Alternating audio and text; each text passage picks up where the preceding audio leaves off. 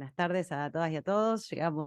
Sobrevivimos a 2 jornadas de trabajo intenso en estas jornadas por los 40 años de educación y democracia.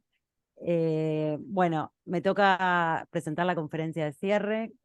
Contamos con la presencia de Arlie Hochschild. Es un apellido un poco difícil de pronunciar para nosotros. Es profesora de la Universidad de California en Berkeley. Y para mí es realmente un privilegio y un placer contar con la participación de Arlie Hochschild en esta cierre de las jornadas del Programa de Educación, Conocimiento y Sociedad. Porque, por un lado, contamos con pocas obras de Arlie Hochschild traducidas al español, entonces este en sí es un espacio como para conocer más sobre su trabajo y también invitarlos a todas y a todos a adentrarse en la sociología de Arlie Hochschild. También le agradecemos especialmente la generosidad de haber aceptado participar. Inmediatamente aceptó gustosa estar con nosotros hoy en el aniversario, los 40 años de democracia en nuestro país. Me gustaría hacer como un breve recorrido, no quiero tomar mucho tiempo porque me parece que lo importante es escucharla a ella, pero me gustaría un poco enmarcar su trayectoria intelectual como para comentarles cuáles son las razones de por qué le invitamos a ella a participar de estas jornadas de cierre. Primero, para quienes trabajamos y hacemos investigación empírica sobre emociones, ella es una referente indiscutida del campo de la sociología de las emociones, es una de las pioneras con una trayectoria intelectual de más de 40 años, ha realizado grandes aportes teóricos y metodológicos al estudio de las emociones desde una perspectiva sociológica. Se enmarca en una tradición de la sociología norteamericana de tradición cualitativa, que tiene como antecedentes directos a Wright Mills y a Erving Goffman, y en cada una de sus investigaciones y en sus libros y en sus exploraciones ella va problematizando y poniendo el ojo a través de la problematización o la puerta de entrada de las emociones, distintos aspectos de la vida social. Ha hecho libros y trabajos e investigaciones sobre el mundo del trabajo, la familia, las relaciones de pareja entre hombres y mujeres, trabajadores, el avance de la comercialización y de la terciarización de aspectos de la vida íntima, entre otros trabajos que ha realizado.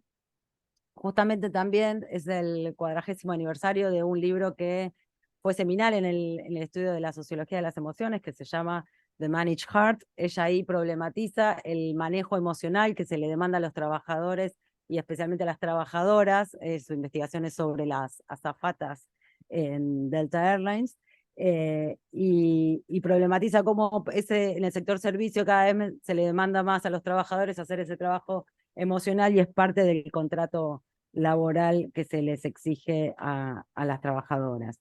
Luego su trabajo de Second Shift, que problematiza las relaciones de pareja donde mujeres y hombres trabajan afuera y cómo se distribuyen las tareas hogareñas, y habla del segundo turno que las mujeres tenemos que hacer en las tareas domésticas y sobre todo las tensiones emocionales que se registran a partir de ideales diferentes en torno al papel de cada género en la pareja.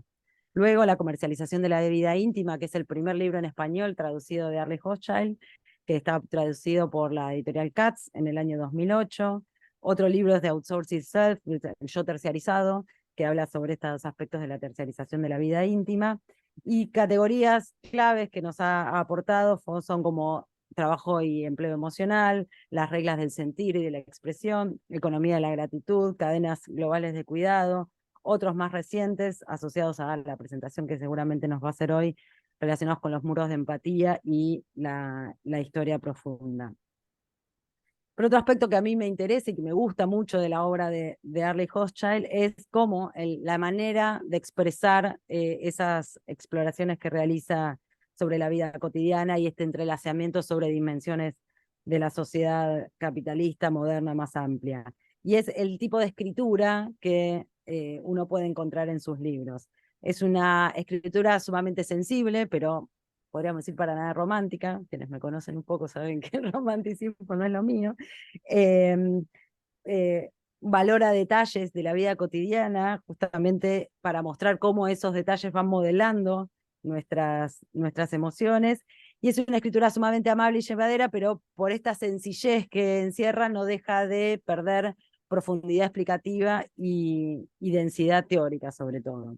Entonces, y a su vez considero yo que es en sí mismo una expresión de cierta democratización del conocimiento sociológico, porque incluso cualquiera que no sea un lector avesado de las ciencias sociales puede adentrarse en su sociología y asirse de esas herramientas teóricas que ella nos propone. Luego de hacer este recorrido, bueno, llegó el momento del contexto social, político y cultural en el cual está atravesando nuestra democracia en un proceso electoral de elección del próximo presidente en nuestro país, y ahí fue cuando el último trabajo publicado por Arlie Hochschild, Extraños en su propia tierra, es el segundo libro de Arlie que podemos leer en español, que está publicado en español en el año 2018, resuena particularmente porque ella ahí realiza a través de un trabajo etnográfico un seguimiento, nos invita a recuperar la perspectiva de los seguidores de la extrema derecha norteamericana del Partido Republicano. Y hay muchos elementos que uno puede encontrar en ese libro de Arlie Hochschild que nos permiten echar luz sobre este contexto en el cual nos encontramos hoy en día. Justamente cuando estábamos organizando estas jornadas y los resultados de las PAS un poco nos choquearon, un poco nos invitaron a seguir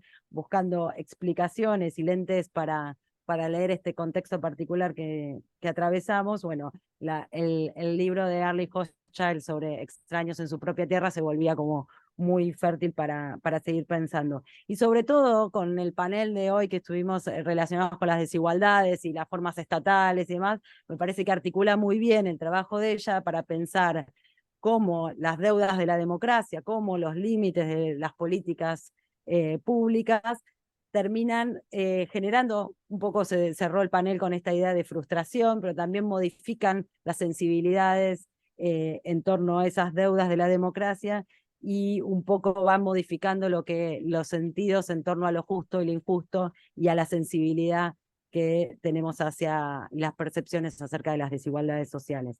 Así que bueno, esa es básicamente un poco la introducción que quería hacer de la obra de Arlie Hochschild, y ahora pasamos a escuchar su presentación. Hola Arlie, it's your turn now. Well, thank you. Thank you very much. And I'm very happy to join you here and honored to conclude your two-day conference, which Mariana tells me has been very fruitful. I feel among friends because I feel among people who are scholars who are concerned about democracy. You are looking at Javier Milei, and I am looking at Donald Trump. And the situation in both of our countries is serious. There's reason to be concerned. And so I'm happy to be among people who are concerned. You know, a funny story to begin with. One of our friends back in 2016 saw that Donald Trump might be the president of the United States. And she and her family were so horrified by that. They said, oh no, Trump is a disaster. We should leave the country. And they did. But there was another family that was already living in New Zealand because the young man got a very good job offer and they had gone there for that reason.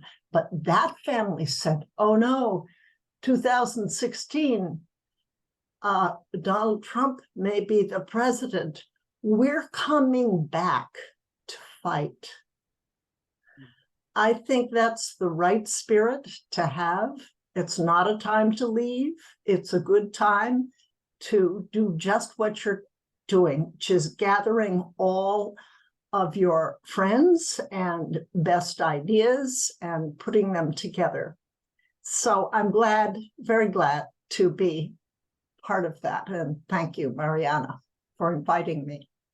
I would like to try and do three things. First, to set out what I would call a general logic of charismatic leadership. Okay, by general logic, I mean there are certain things that happen, steps that need to be filled for a charismatic leader to take power.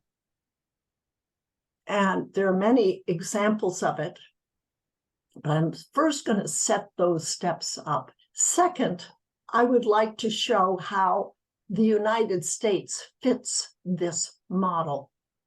Okay. And third, to suggest some things we could do about it. So I would like to call this talk, if we give it a title, The Promise of Magic, Lies, and Religious Faith. And what is the general logic that takes us to the promise of magic, lies, or religious faith? First point is dissatisfaction. It may be different in your country and mine, I'll come to mine, but there's a general sense in a significant proportion of a population that are very unhappy. In your case, inflation, the pandemic, say rate of crime. But people are unhappy about this. And one thing can add to another and add to another. So the second, in addition to dissatisfaction, is a loss of faith in the democratic process. And in the United States, well, I'm coming to that, there could be a general loss in the presidency. You don't trust the presidency, you don't trust the Congress, you don't trust the judiciary. So that's the second part of this general logic. The third is appeals that come by non-democratic, charismatic leaders. When I say charismatic, I am referring to the work of the 19th century sociologist Max Weber, who distinguished between three kinds of leadership, three kinds of appeals for legitimacy.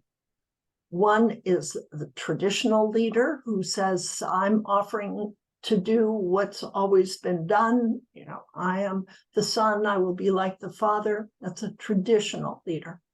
Then there's the legal, rational leader that Weber describes as someone who offers a policy, offers an institution, and points for his legitimacy to that. Look, we have division of a system of checks and balances, let's say. That's fair, that's good, I am that kind of leader.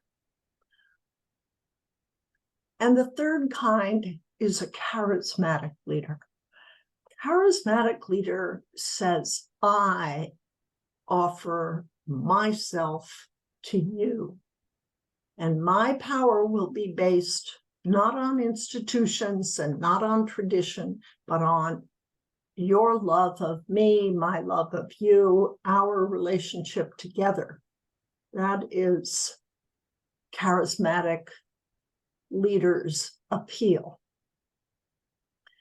Okay, in this general logic, then, there are several types of charismatic claim that can be made. A leader can come forward and say, I have magical powers. That's why you should vote for me. I can take guidance from my deceased dog, for example, in your case.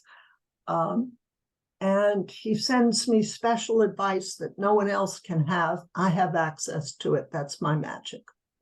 Or a leader can say, I have extraordinary intelligence. Nobody is smart as I am. Or I can read the future. Okay, I have a crystal ball. These are the examples of magic as a source of legitimacy.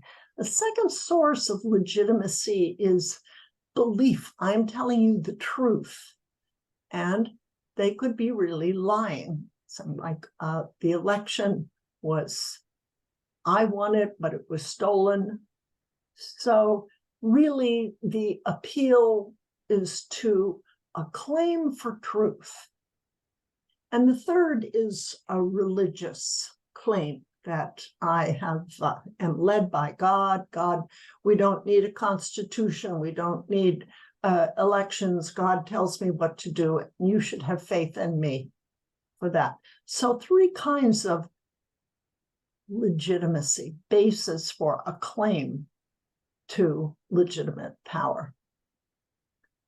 Now, charismatic leaders can be either on the left or on the right, politically speaking.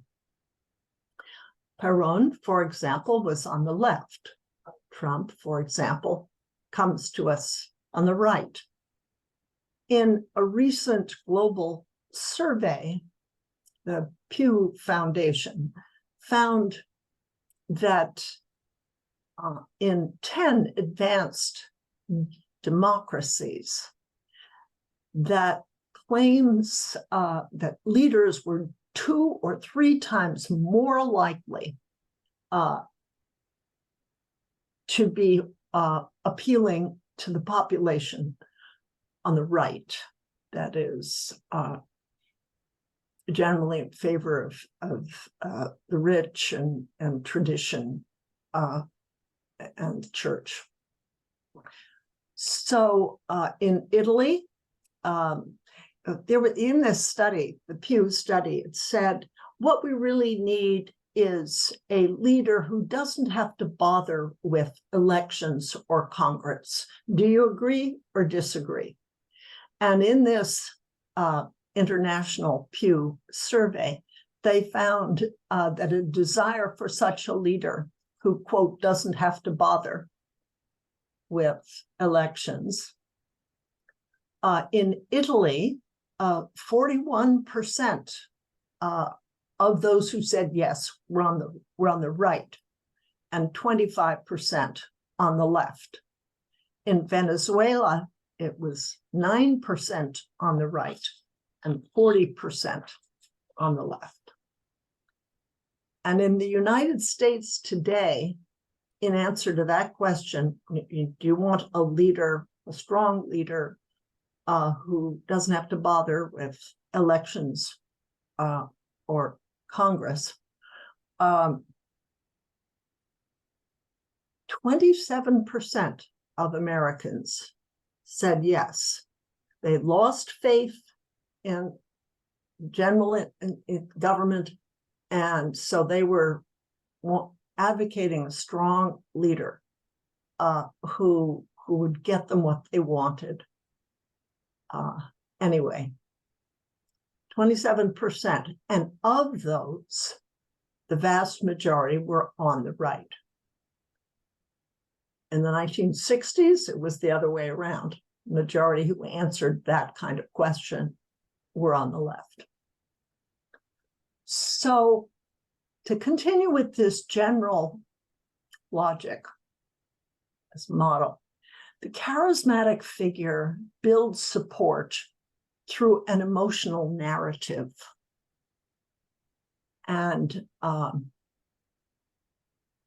that narrative, it's something different from appealing to policies. It's an appeal to feelings.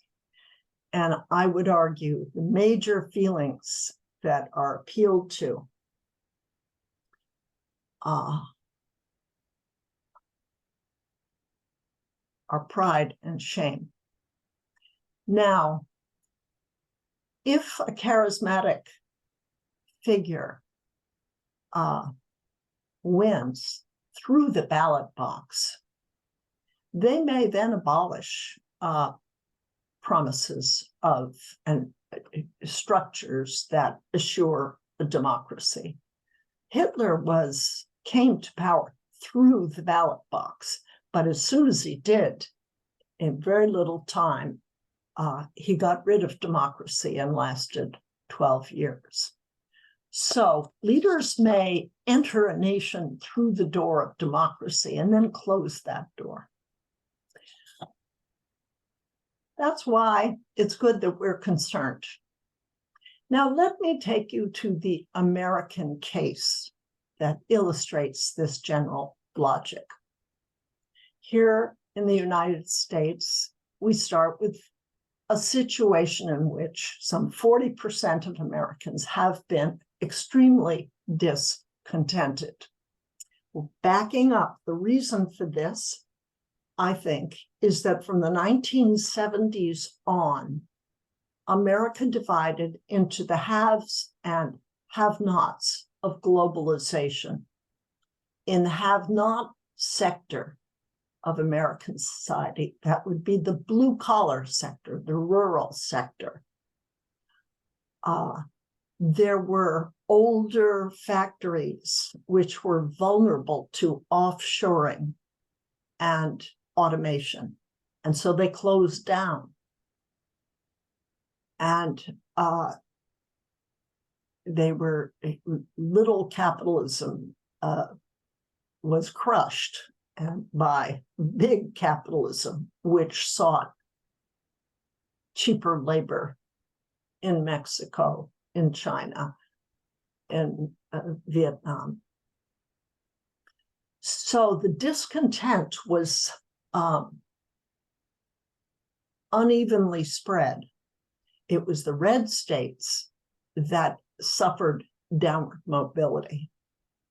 And not only did they lose income, they lost opportunity. And when the economy picked up, it didn't pick up for them. So they saw themselves sinking and they saw others rising. So there really was a story of loss, three kinds of loss. One, there was the loss of jobs. That was an absolute loss. Two, there was a loss in the value of what you knew. It could be that you still have knowledge from your previous job, but it's not of any use now. What you know doesn't matter as much as it used to. And you may have had to move for a new job. You are an internal immigrant, and what you knew about the old place has no use for you in the new place. So that's the second kind of loss of your value of what you do have. And the third is relative loss. You're in the sector that's losing, but you see others that are rising. So in the meantime, that's economic story, but together with it is a social cultural story in which you see Blacks may be doing very well now, the idea is, and immigrants are coming in, they may replace me. And that what I've based my social dignity and pride on, this losing sector feels, is no longer of value. I've been heterosexual and now it's perfectly fine to be gay. I've been white, but it's perfectly fine to be Black.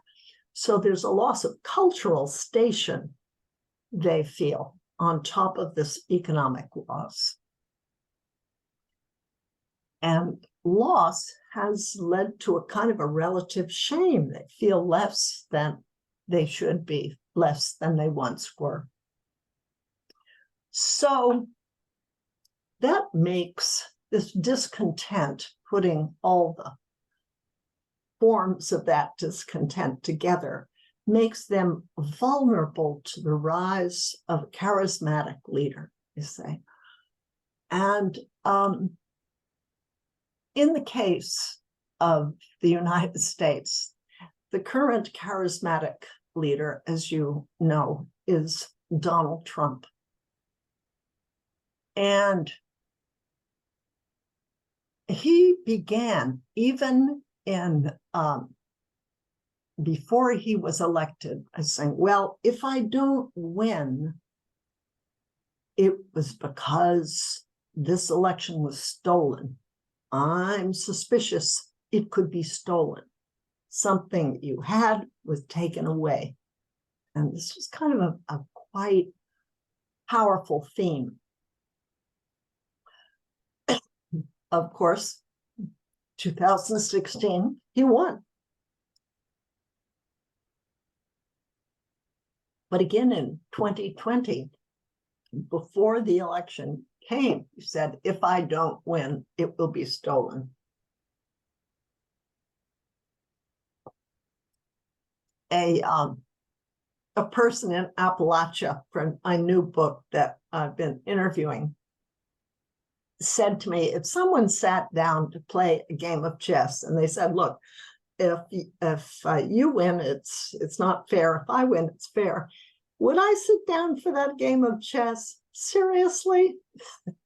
So, but in this forgotten sector, this downwardly mobile, blue-collar rural sector, people have sat down to a game of chess with Donald Trump. And so, as a charismatic figure, he begins by saying, I love you. He actually said, I love the poorly educated. I love them. I love you. They look down on you. I'm proud of you. I love you and you love me. And I will be the answer. I will be the Robin Hood to return to you your lost pride. I will make you proud again. And then begins this narrative. I would call it an emotional narrative for people who already feel loss. He appeals to that loss.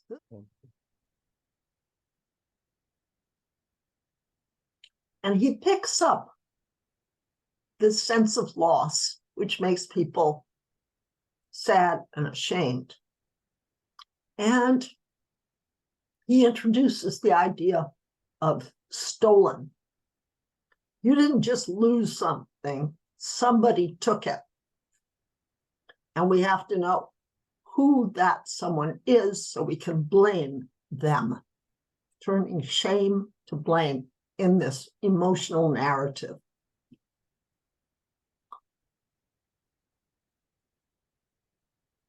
And they, that is his blue-collar rural support group, his supporters, the so-called MAGA, Make America Great Again, enthusiasts, they already feel loss and do feel that something they once had isn't there, and do feel it's stolen. In a way, they can project onto him a sense of stolen. Yes, opportunity I used to have, it's not there. Maybe somebody stole it. My own cultural primacy as a white person, as a native-born person, it's not there. Maybe it was stolen. For men, a sense of masculinity. Now they talk toxic masculinity, these liberals, and that too, stolen. My heritage of having always lived here, the primacy and value and pride of that, stolen. So shame moves to blame. and depression moves, feeling bad about it, moves to anger. And then blame in this narrative moves to accusation. You know, Black Lives Matter. Look, they are taking too much attention. Immigrants, he refers to them in a recent Iowa primary talk. He has a story about snakes, about a woman who takes in a half-dead snake from the outside. She takes it in. She thinks the snake is beautiful. It recovers, and then it bites her. What kind of a metaphor is working here? This isn't about policies. This is about, I think, a metaphor that helps you blame, in this case, immigrants. Then, in another move in this emotional story,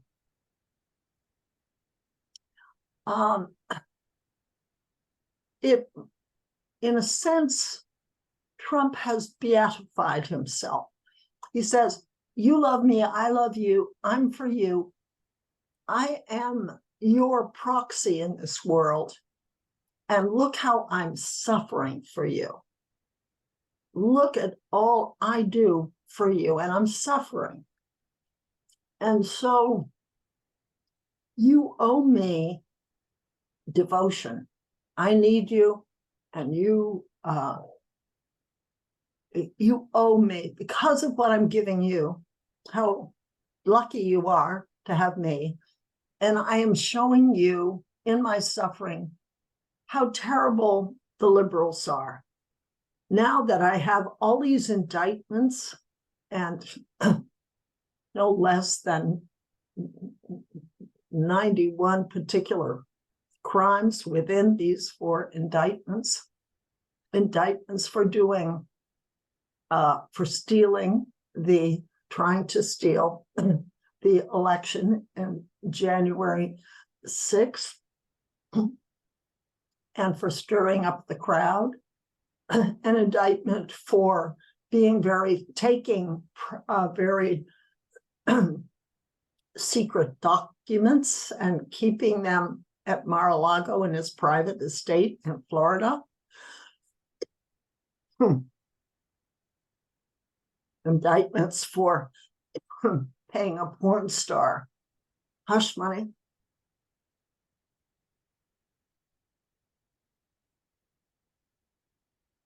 And indictments for inflating the value of his property so he could get loans more easily.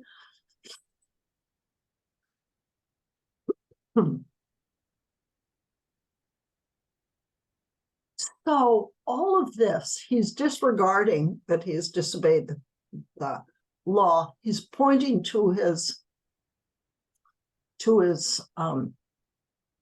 followers and saying, look how I'm suffering. They're accusing me of things. I have to defend myself all the time. It's bad news. And others are kind of saying, yeah, I know what it's like to have a lot of bad news.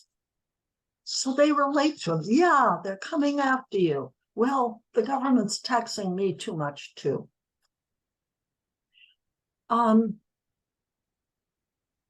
So Trump has gained a great deal of support from blue-collar whites, a very powerful part of the American electorate. And has he done anything in the 4 years he was president for this class? No. Actually, rich people got much richer, and some of them voted for him. But the main largest group that are his supporters and helped him win are themselves poor. They aren't the abject poor. They're one level up from that group. That his supporters are what I call the elite of the left behind. They're small business people and blue collar workers who, but they're not only 2% of Republicans actually earn $500,000 a year or more. So most Republicans actually are this class, this up one from the bottom class, and they did not profit at all economically from the 4 years Donald Trump was their president. In Eastern Kentucky, where my next book coming out next year to be called Stolen Pride, in Eastern Kentucky, he promised them coal jobs. I will bring coal back. He did not, after 4 years, bring coal back. I will bring great jobs. He did not increase. If anything, if you look at the loss in benefits that go with jobs, economically, things decreased for the blue-collar worker in the 4 years Donald Trump was president. But what he did give them was this emotional narrative. He gave them pride by proxy. And we're now in a moment that if Donald Trump is not in jail, and if he wins the Republican nomination, and if Biden is the Democratic candidate, he has a very good chance of winning. And what would happen if he did? He has promised to continue the emotional narrative that I've struggled so much, I've had such a hard time, I'm like Jesus on the cross, you must worship me, you must help me, all I've given to you. And now, if I am reelected, I will have retribution. Now, does that mean dismantling the so-called deep state? She's vilified government, tax collectors, people who protect the environment, EPA, all of this is the deep state. Will he get rid of that? Will he get rid of the machinery of voting? We don't know. We don't know. That's why this is very important. And so what have we learned here?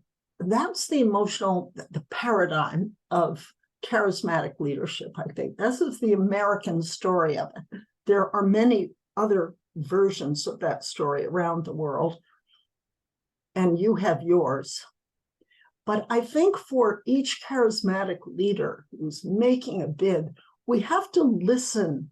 We have to be translators and translate what people say and what they do into emotional moves, into an emotional narrative that is speaking to pre-existing feelings that are connected to pre-existing experiences that they have had.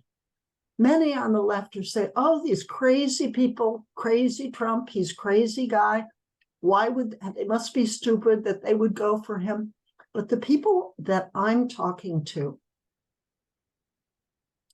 and the people you may know, even in your family, are not crazy and they're not stupid, but they're caught up in an emotional narrative that makes sense of the feelings their circumstances led them to feel. So finally, what do we do? I think part of what we do is get out of our bubble.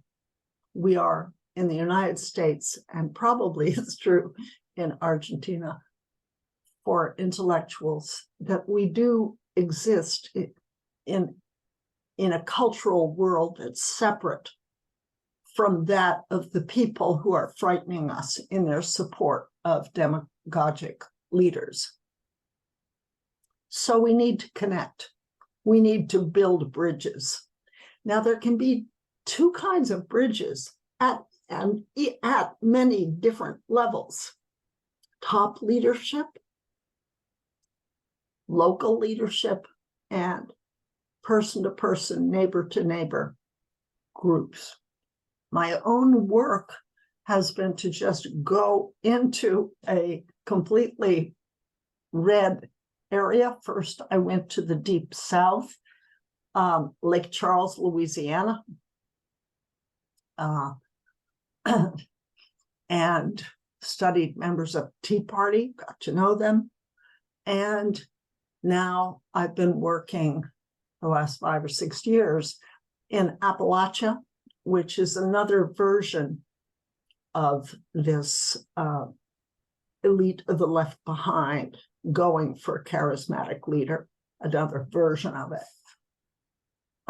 Only now I'm developing this idea about pride and shame in this new book. But what we need to do then is bridge building. And part of it can be at the federal level. For example, even in the private sector, there are two very prominent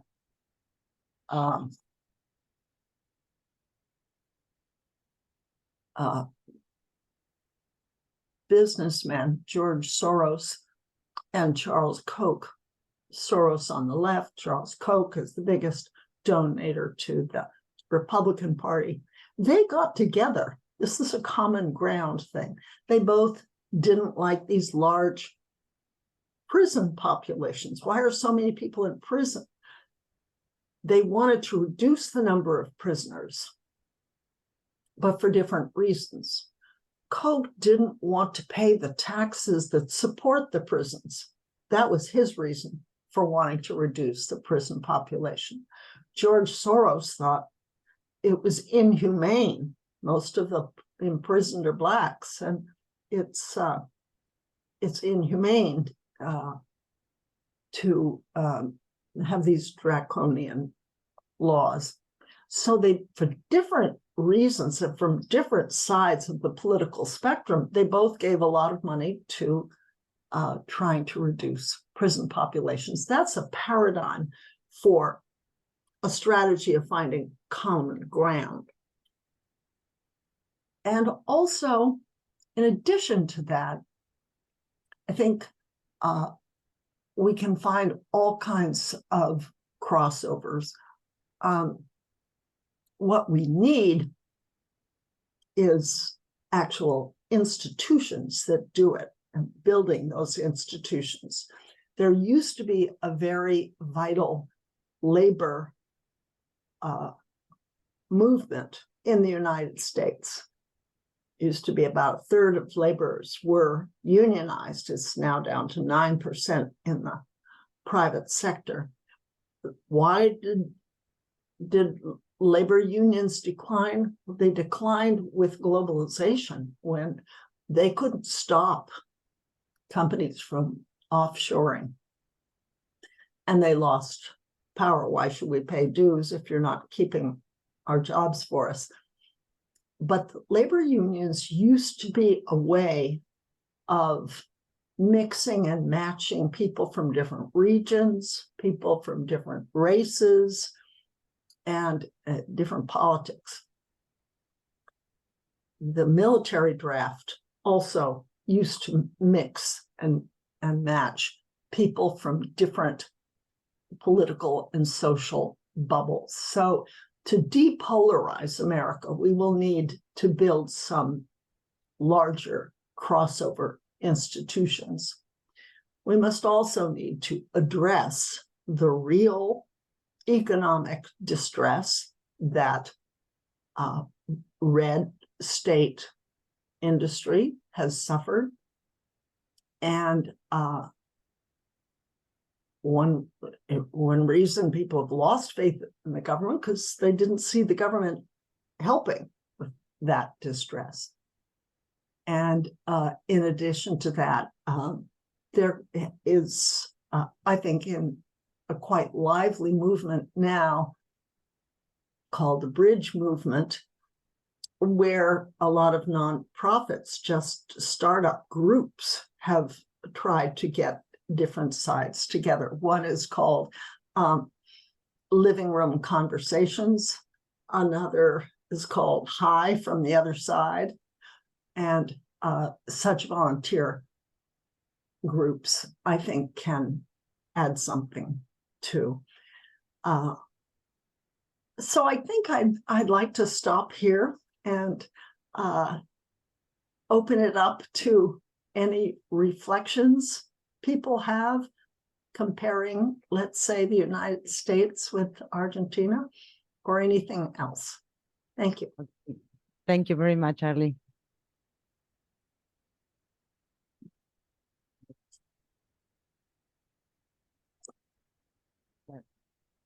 I will say something to introduce the dynamic of the next part. Bueno, voy a hacer un breve comentario, lo hago en inglés y en teoría saldría el subtitulado, cualquier cosa lo aclaro, y después podemos hacer alguna ronda de preguntas o algún comentario que alguien tenga, si quieren pueden hacerlo en inglés o oficio de traductora en la medida de lo que pueda. Well, thank you, Arlie, for your presentation. I think it's a lot of elements of your work and the presentation here, the work presented in Strangers in Their Own Land. We have the privilege to listen to your next book, so it's an advance, it's a different story that you tell today. What I have read in the book, it's a different thing about what you have presented today. So, well, I like the invitation of Arlie in her book that we look through the subjective prism of the extreme right supporters and see how they feel and see the world, and try to understand this split, this polarization that is in America, and in some way we can see here in Argentina. I think that you interweave different dimensions that come together in the feeling experienced by these people, not only in a synchronic way, how they feel today about the political life or the social life, but in a diachronic perspective, recovering historical facts, the American story, and the current discomfort, you bond it with the historical emotional grooves. So I think that it's a very interesting part of your work. Regarding the political situation in Argentina, many of the elements of this right deep story, or the feelings that the right supporters feels about the social life, here we are witnessing the growth of this right sensibility expressed in a moral code, also that rejects expert opinion, the federal intervention, the left moralizing discourse, or rejection to those people who, as they say, live on welfare, or the poor me people, for example. Well, firstly, I would like to ask you about the globalization of some version of this right deep story, or these feelings of lost pride. What can you tell us about the factors or the elements that foster or that allows this globalization of this feeling and the right sensibility? And in another way, regarding this idea of lost pride and the idea of stolen, and the idea that I give you the pride that you had lost in another moment, and I listen to you, and I will help I will save you. I was wondering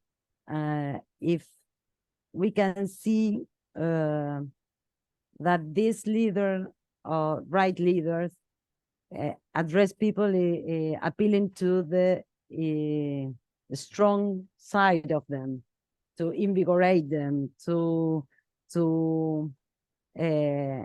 build themselves as the opposite of these poor me people, or these people that is dependent to the government or their help, or dependent to another person. So I would like to ask you about this kind of subject that the right options or the right leader address to that people. I don't know if I was clear with my English.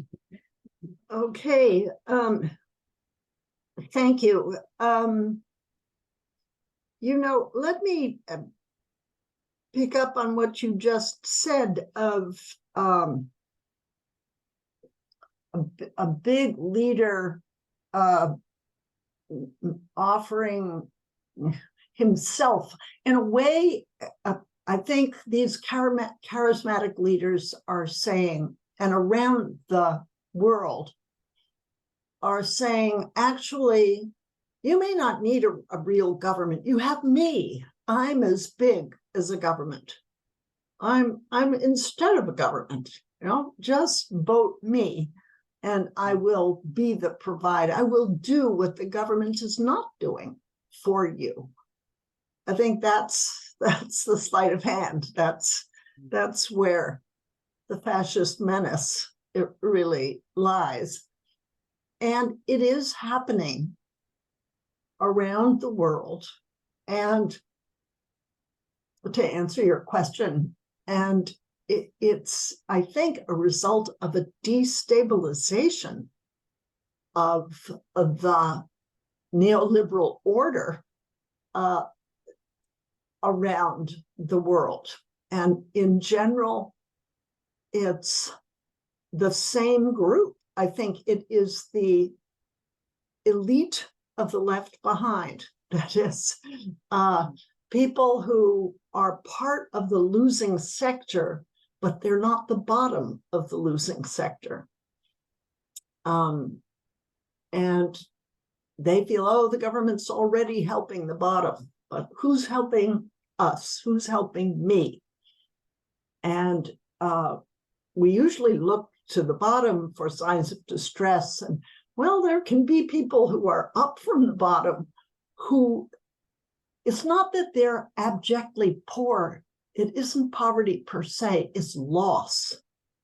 That you had something and now you don't. You used to be of value, what you knew used to be of value, and now it isn't.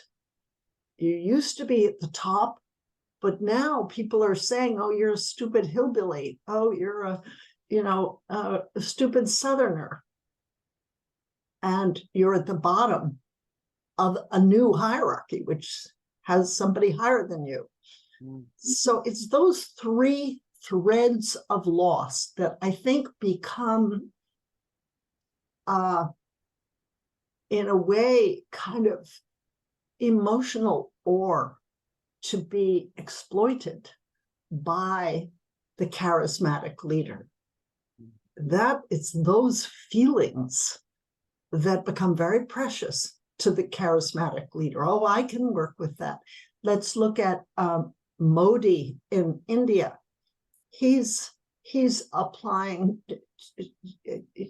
faith. You know, if you are a true Hindu, well, then you're higher than the Muslim. You are higher than any other non-Hindu, higher than Christians. So in a way, it's kind of status substitution. There is a status anxiety. It's been a shakeup, a status anxiety. Oh my God, I'm losing my place. I'm falling. Will I ever get up? And it's not clear they will ever get up. They're not wrong to worry. But there is no seemingly legal institutional answer to that anxiety. In fact, the left isn't even talking about feelings.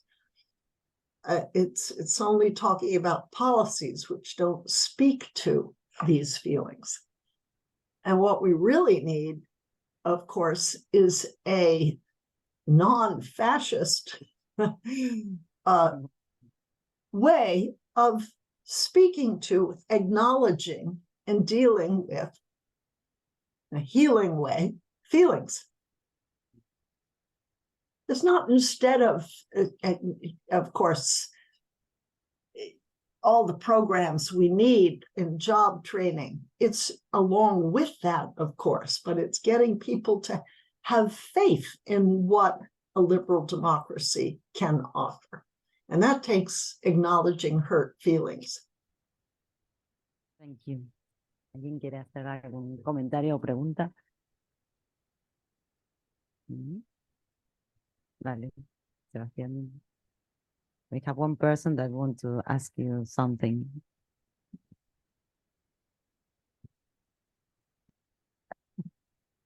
Well, thank you, Arlie, for this conference, this great talk. My name is Sebastián, and I feel very inspired when you talk about this loss of pride.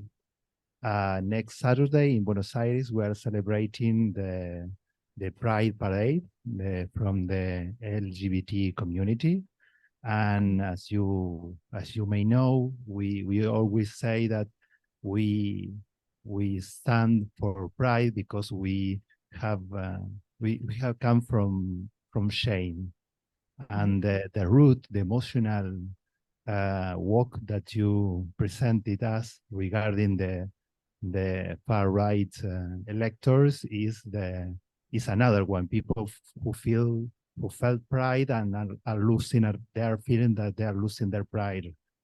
And at some point, I thought that you were saying that Trump offered them like a kind of recognition because their economic situation didn't improve. But I think that you are saying something deeper, and that's what I want to ask you. Is it something about the fusion of the leader and the people who follow him? Is it something deeper? Is it something about identification, or it's not about being recognized as I understand you? Okay, you're losing some stuff. I would like to know that. And a second question is, how do you manage to set or to create a narrative? I mean, we are social scientists. We work with facts, and that's cold, you know. I mean, yes. we don't have that emotional work to talk about what we do. So how do you set or you establish some kind of dialogue with them in order to talk or to put more value in facts? Because we believe at some point, I mean, we believe in narrow. We are also believers, so we believe in facts, but we need more narrative, I think. But I would like to know, how do you manage with that? Wow, I love your remarks, really, Sebastian. And you ask about your first. Really, I get three questions here. One is there something between the charismatic leader and the follower, more than recognition, more than I see how you feel? And I think there is. On offer, Donald Trump is saying, we are fused. We are fused. I want you to identify with me and be like me. You can be rich like me, and you can be the source of good things. You can be magical like me. He does have a magical, of course, view of his own intelligence, and he's, in a way, symbolically offering that to others. If I'm magically intelligent, you could be too, because you and I are the same. He's inviting fusion. And that brings me to the second question about facts. Yes, people in the sociology of emotions, and I invite you to join the community of scholars doing work in this field. It's all about facts. If a man tells me, you know, I love Trump, it's right there in the transcript. That's a fact. He loves Trump, you know. And I ask him, well, why do you love Trump? And he'll say, well, God appointed Trump. And I love God and I trust God. God doesn't always pick perfect messengers. I had one man tell me, he said, you know, God picked Noah when there was a big flood, but Noah was a drunk. He wasn't perfect. So God has picked Trump, and Trump gets into one mess after another. He's not perfect. That's all facts. And if a person tells you, in other words, people talk about their feelings. And if you ask them to talk about their feelings, they can and do talk about their feelings. I'll give you an example. There's one guy in particular in my next book that I've been talking to. During COVID, I did a lot of Zoom, and at first I thought that would be a bad thing, but it turned out to be a great thing because these Zoom sessions really felt very personal. And in one of them, I said this to this super right-wing Trump supporter. He's the head of the Eastern Kentucky Patriots, it's called. And they went to Washington, D.C. in 2021 and heard Donald Trump give his talk. They didn't go into the Capitol, and they haven't been. But that's who they are. He's really a believer. And I had this conversation with them. Maybe this answers your third question. How do I do it? I said, you know, I'm looking at your feelings about Trump and in a certain kind of way, and may I try it out on you? And you tell me if you think this is right or it's wrong. I'd just really be interested in your response. And I told this man, look, I see a kind of a shame ritual going on that has three parts. In one part, Donald Trump will say something outrageous. He'll say all immigrants are rapists, something like that. And that's part one. Part two, I tell this man, the liberal punditry, a lot of commentators shame Trump. They say, oh, you can't say that. That you're president. That's a terrible thing to say. That's part two. And part three is that many of Trump's followers, the part three is that Trump rails against the shamers. He gets revenge on the shamers.